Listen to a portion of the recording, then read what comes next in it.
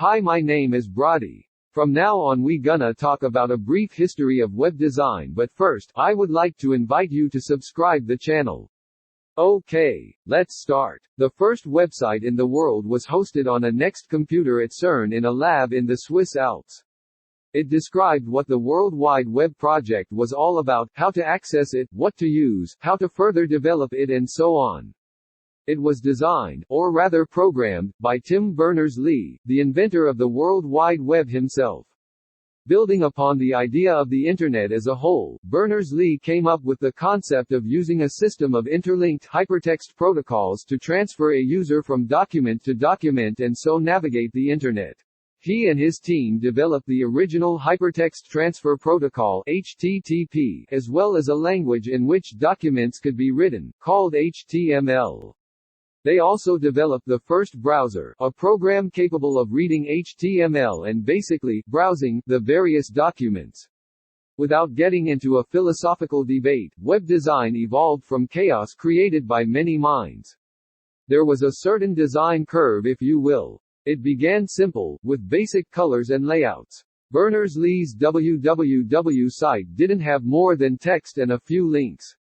Most other sites that followed kept it simple as well. But soon simplicity went overboard with images, music, silly effects and slow bandwidth. Things took momentarily a turn for the worse when Adobe Flash came along.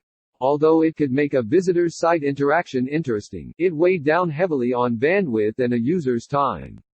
Google changed all of that when it banked on a heavy reliance on good old-fashioned text-to-index sites. Suddenly it became vital for a site to have text and information as opposed to fancy intros and beeping menus in order to garner rank in search engines.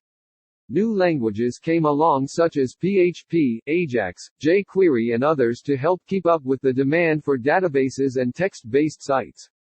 Despite fast internet available worldwide, and according to Google soon be a balloon, the established current style is minimalist. Information needs to be accessible quickly and easily without too much clutter. Images need to speak their proverbial 1,000 words, while the words or texts need to be concise and interesting. Adobe Flash is used sparingly. While a lot of links are good in a SEO context, it is interesting to note that more and more sites return to the basic one-page scheme that only requires scrolling. This may have to do with the fact that the web is increasingly used by tablets and phones. Tapping on links can be frustrating while scrolling is done with a simple flick of the finger. The future looks simple where web design is concerned. A designer needs to meet the perfect balance between design and information for a site to be user-friendly. Text and articles still matter for indexing and ranking, but the more visual a site, the better.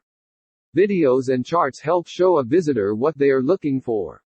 And that is the crucial point. In the end it comes down to what the visitor is looking for. So when designing a site, give them what they want. Thanks for you audience and see ya.